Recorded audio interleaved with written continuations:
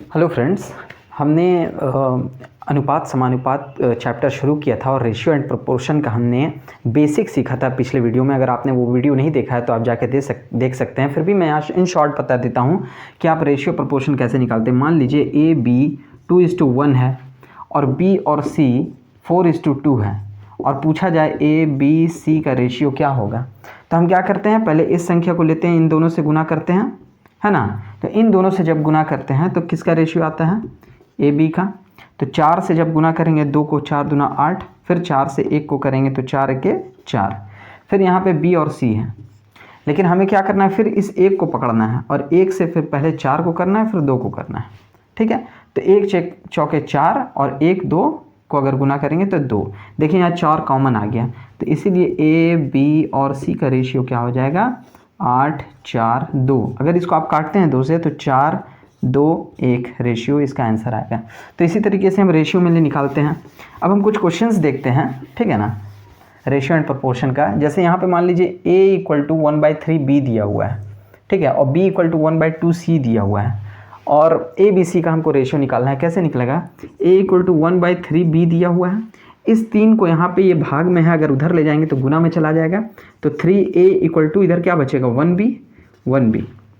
जब हम a:b इस कंडीशन में निकालते हैं तो क्रॉस हो जाता है, 1 यहाँ आ जाता है, 3 यहाँ चला जाता है। वो कैसे होता है, तो देखिए जब आप a/b करिएगा, a यहाँ रहेगा और b को यहाँ खींच के लाइएगा, a को यहीं रहेगा और b को इधर लाइएगा तो ये डिवाइड में आ जाएगा, यहाँ इनटू में है और यहाँ पे तो 1 है ही, और इस 3 को जब इधर ले जाइएगा तो 1/3 आ जाएगा, यानी 1:3 आ जाएगा। तो यहाँ पे भी तो वही आ रहा है। जब a और b का आप करते हैं, 1 को इधर भेजेंगे और 3 को सिंपली इधर भेजेंगे, ये a/b का रेशियो आ जाएगा। यहाँ पे दिया हुआ है b = 1/2c, तो आप इस 2 को इधर भेजिएगा, यहाँ डिवाइड में इधर जाएगा तो मल्टीप्लाई में आ जाएगा, 2b = इधर क्या बचेगा, 1c। तो b:c का रेशियो क्या आएगा, 1 इधर आएगा 2 इधर जाएगा, ये आएगा। अब हमें यहाँ से ए बी सी का रेशियो निकालना है। ए बी का आ गया, बी सी का आ गया, तो करेंगे क्या, पहले इस 1 से दोनों को करेंगे तो 1 1, ठीक है, फिर 1 से 3 को 3, फिर इस 3 को 1 से तो 3 1 3, ये कॉमन आएगा, मैंने बताया था, तो वो बी का रेशियो हो जाएगा। और फिर इस 3 से जब 2 को करेंगे तो 3 दूना 6, 1 3 6 का रेशियो आएगा। 1 3 6 किसमें है, बी में है, तो बी हमारा आंसर हो जाएगा। इसी तरीके से अब हम इसका आंसर देखते हैं कैसे निकलेगा। ये क्वेश्चन हम सॉल्व करके देखते हैं। तो यहाँ पे क्वेश्चन है ए बी एवं सी ने कुल मिलाकर 19,800 रुपये कमाए। कितना, 19,800 रुपये, ठीक है। इसमें ए और बी के बीच अर्जित, यानी ए और बी ने जितना कमाया उसका रेशियो दिया हुआ है। ए और बी का रेशियो दिया हुआ है कितना, 2:1, 2:1, और B एवं C के बीच कमाई का अनुपात 3:2 है। B और C के बीच का कमाई का अनुपात 3 और 2 है। तो हमसे पूछ रहा है कि हमसे पूछा क्या जा रहा है कि B ने कुल कितने कमाए, ठीक है ना। और यहाँ पे देखिए कुल मिलाकर के कमाई है, ठीक है ना, कुल मिलाकर के इतना कमाए। तो हम पहले यहाँ से A B C का रेशियो निकाल लेंगे, ठीक है, A B C का रेशियो निकाल लेंगे। कैसे निकालेंगे, तो इस 3 को इन दोनों से करेंगे, ये 3 को 2 से मल्टीप्लाई करेंगे 6, फिर 3 से एक बार में 3, फिर इस 1 से दोनों जगह करेंगे तो 1 से 3 को करेंगे 3 ही आएगा कॉमन, फिर 1 से 2 को करेंगे तो 2 आएगा, यानी 6 3 2। अब देखिए ये क्या है, तीनों के कमाने का रेशियो है और कुल कमाई कितना हो रहा है, 19,800। तो हम तीनों को जोड़ेंगे, 6 3 9 2 11, यानी 11 टोटल कमाई हुआ, 11 टोटल कमाई हुआ। हमें x एक साथ में ले लेंगे, है ना, यहाँ पे 6x 3x या 2x ले सकते हैं आप, तो 6 3 9 2 11x। तो कुल कमाई, यहाँ कुल कमाई का रेशियो निकला ABC का, और कुल कमाई कितना है, 19,800। तो 19,800 हम इसके इक्वल में करेंगे, 11 से काट देंगे तो 11 1 11, 8 8 11 88 00, यानी x = निकला 1800। हमसे पूछ रहा है B का, B कितना है, 3x है, तो 3 गुना x कितना है, 1800, 18 तिया कितना, 5400, यही इसका क्या होगा, आंसर होगा। 5400 है क्या ऑप्शन में, है, बी इसका आंसर होगा। देखिए रेशियो एंड प्रोपोर्शन से एक क्वेश्चन ये है, जो इस टाइप का क्वेश्चन रेशियो एंड प्रोपोर्शन का बहुत ही फेमस क्वेश्चन है और ये स्टैंडर्ड लेवल का क्वेश्चन है रेशियो एंड प्रोपोर्शन का। ये सभी एग्जाम्स में लगभग पूछे जाते हैं। तो देखते हैं इसका सॉल्यूशन कैसे होगा।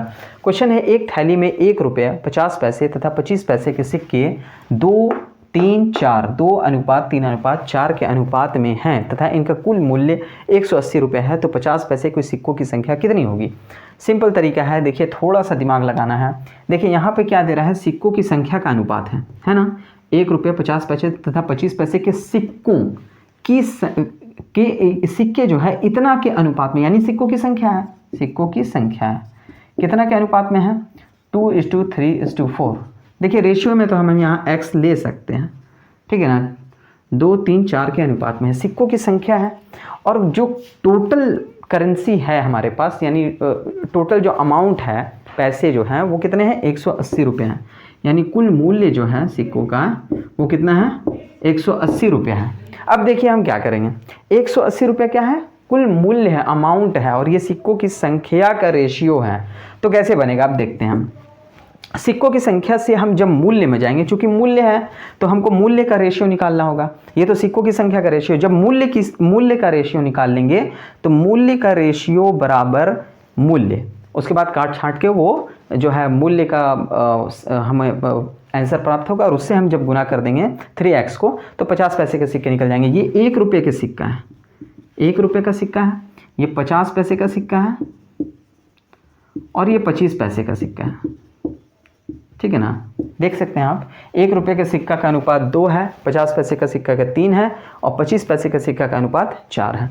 देखिए सिंपल यहाँ से मेन है समझना आपको कि कैसे हम सिक्कों की संख्या के अनुपात से मूल्य के अनुपात में पहुँचेंगे, तब हम मूल्य के इक्विवेलेंट में इसको ला के काट के संख्या निकाल लेंगे। देखिए हम सबको 1 रुपये के रेशियो में लाएंगे, ठीक है ना। जैसे 2x है सिक्कों की संख्या, तो 1 रुपये में 1 रुपये का सिक्का कितना होगा? हम सबको 1 रुपये से कंपेयर करेंगे। 1 रुपये में 1 रुपये का सिक्का कितना होगा? 1 पीस होगा। रेशियो 3x तो ठीक है, उसे हम डिवाइड करते हैं। अब देखिए 1 रुपये में 50 पैसे का सिक्का कितना होगा? तो 2 होगा, 2 कर दिया डिवाइड। इसी तरीके से 4x तो है ही। अब हम देखेंगे कि 1 रुपये में 25 पैसे का सिक्का कितना होगा? 1 रुपये में कितना पीस 25 पैसे का सिक्का होगा? तो 4 होगा। अब ये जो है सिक्कों का मूल्य का अनुपात निकल गया। देखिए कैसे निकलेगा, काम हो गया, निकालना बाकी है। तो एक नीचे लिखे चाहे ना लिखे बात बराबर है, ठीक है। हम इसका एलसीएम लेते हैं, 2 4 का एलसीएम कितना आएगा? 4। वह छोटी से छोटी संख्या जो दो दी गई संख्याओं से कट जाए, है ना, कटने वाली होनी चाहिए। तो 4 ही है जो 2 और 4 से कट जा रही है, छोटी से छोटी भी है, उससे छोटी तो कोई है नहीं। अब देखिए हम क्या करते हैं कि ये जो नीचे बटा में है कुछ नहीं है तो 1 है, तो 1 से हम 4 को भाग देते हैं, है ना। 4 को हम 1 से डिवाइड करते हैं, तो 4 को जब हम 1 से डिवाइड करेंगे तो 4 ही आएगा। और फिर 4 जो आया उससे हम ऊपर वाले को गुना करके यहाँ लिखते हैं, यानी कितना आएगा? 1 से 4 को डिवाइड किए 4, और 4 दूना 8x। फिर उसके बाद 2 से हम 4 को डिवाइड करेंगे तो कितना आएगा? 2 आएगा। तो जितना आता है उसको फिर ऊपर वाले से गुना करते हैं, तो 2 को 4 से डिवाइड किए थे तो 2 आया था, 2 को 3 से करेंगे तो 6x। अब फिर 4 को 4 से भागा देंगे तो कितना आएगा? 1 आएगा ना, उसको 1 को अंश से गुना करेंगे फिर, तो 4x, ठीक है। इक्वल टू कितना है? 180। यही तो है, यही है 180। ये मूल्य का जो है मूल्य का मान आ गया, सिक्कों की संख्या से मूल्य का मान आ गया, और मूल्य का मान इतना दिया हुआ है आपको। तो 8 और 6 14, 4 18, 18x बटा 4 इक्वल टू 180। जब 18 को आप काटिएगा तो 1 0 10 बार में जाएगा, और x का वैल्यू क्या निकलेगा? ये 4 इधर 10 से गुना हो जाएगा, ये भाग में है तो 40। अब देखिए 40 निकल गया x का वैल्यू। तो हम अब बता सकते हैं कि 50 पैसे के सिक्कों की संख्या कितनी है, क्योंकि सिक्कों की संख्या का रेशियो क्या है? ये है 50 पैसे के सिक्कों की संख्या का रेशियो, और x का वैल्यू 40 निकल गया है। तो हम क्या करेंगे? 3 × x, ठीक है, 3 × x, तो 3 गुना x का वैल्यू 40, यानी 120 सिक्के ऐसे हैं जो कितने के हैं? 50 पैसे के सिक्के हैं। यही सिंपल तरीका है इसको निकालने का।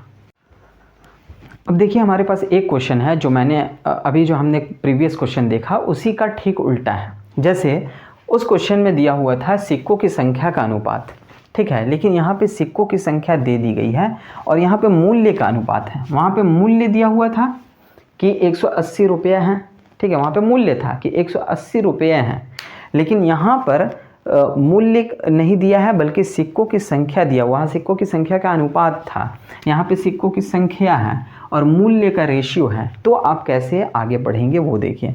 यहाँ पे क्या दिया हुआ है, एक थैली में 1 रुपये 50 पैसे और 25 पैसे के, है ना, सिक्कों का कुल जो है संख्या दिया हुआ है, मूल्य का अनुपात ये क्या है, मूल्य का रेशियो है। मूल्य अनुपात क्या है, 5x 4x और x, एक है मतलब x है।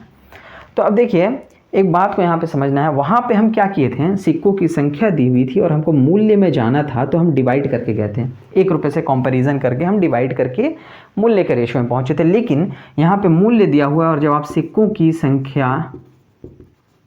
संख्या का जब रेशियो में आप जाएंगे तो आपको गुना करना होगा। जैसे ये 1 रुपये का सिक्के की संख्या है ना, ये 1 रुपये की सिक्कों की संख्या है, ये 50 पैसे की सिक्कों की संख्या है और ये 25 पैसे की सिक्कों की संख्या है।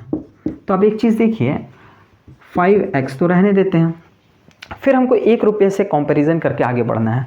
तो 1 रुपये में 1 रुपये का सिक्का कितना रहेगा, 1, तो हम 1 से गुना करेंगे। वहाँ पे हम डिवाइड कर रहे थे जब सिक्कों की संख्या नहीं दी हुई थी, मूल्य सिक्कों का संख्या का रेशियो दिया हुआ था और हम मूल्य में जा रहे थे, मूल्य के रेशियो में जा रहे थे और डिवाइड करके जा रहे थे। यहाँ पे जब हमें जो है मूल्य का रेशियो दिया हुआ है और सिक्कों की संख्या में जाएंगे, तब हम जो है ऐसे गुना करके जाएंगे। तो देखिए ये तो हो गया 4x।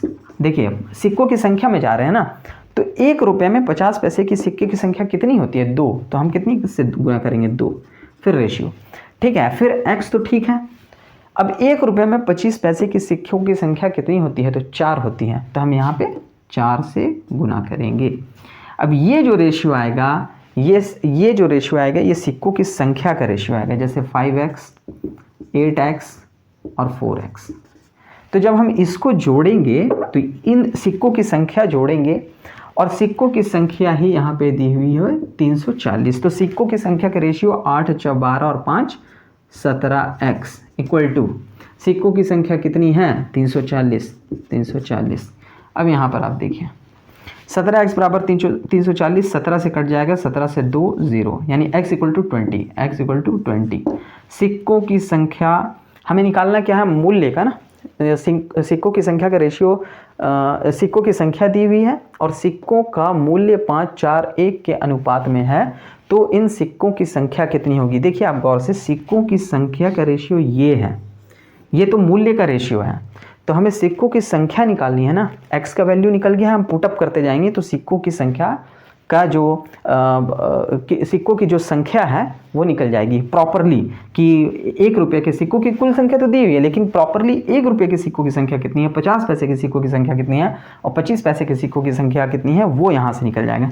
आप पुटअप करते जाइए, 5 गुना 20, ठीक है, 8 गुना 20 और फिर रेशियो 8 गुना 20 और फिर रेशियो 4 गुना 20। तो जो आएगा वही प्रॉपरली इंडिविजुअल सिक्कों की संख्या है। तो 100 160 और 80, ये ही जो है इसका आंसर है। तो देखिए कौन सा ऑप्शन मैच कर रहा है, 100 160 80, 100 160 80, यानी 50 पैसे 1 रुपये के सिक्कों की संख्या 100 है, 50 पैसे के सिक्कों की संख्या कितना है, 160 है और 25 पैसे के सिक्कों की संख्या 80 है। तो दोनों क्वेश्चन में बेसिक डिफरेंस यही था और इसी तरह के यही 2 टाइप के क्वेश्चन जो है पूछे जाते हैं। Thank you. Please subscribe, please share, and please like.